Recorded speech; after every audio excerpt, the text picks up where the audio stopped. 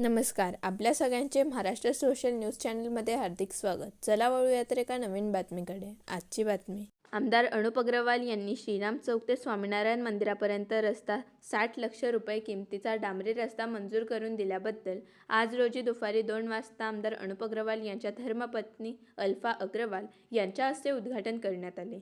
या कामासाठी कल्पेश थोरात यांनी पाठपुरावा केला.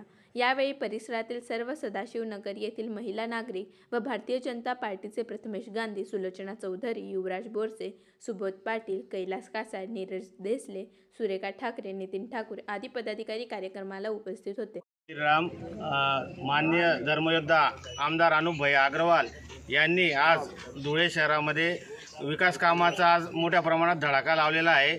तर आज पहिलं उद्घाटन जे झालं आहे, जे नवरंग पाणीची टाकी जवळ मोठा जय हिंद सिटी सेंटर मॉल हा 41 कोटी रुपये खर्च करून धुळ्याच्या वैभवात भर टाकणारा असा मॉल धुळे शहरात मोठ्या प्रमाणात निर्माण होणार आहे.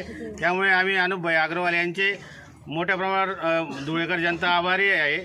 व त्याचप्रमाणे आज श्रीराम चौक ते स्वामीनारायण मंदिराच्या गेटापर्यंत हा रस्ता 60 लाख रुपये किमतीचा रस्ता डांबरीकरण हा रस्ता पण अनुप यांनी या सगळ्या जनतेच्या मागणीनुसार मंजूर करून दिलेला आहे.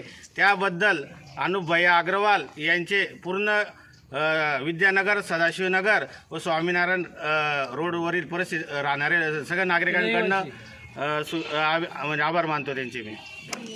बातमी आवडल्यास चॅनलला लाईक व सबस्क्राईब करा व दररोज अशा नवनवीन बातम्या पाहण्यासाठी चॅनलला फॉलो करा. धन्यवाद.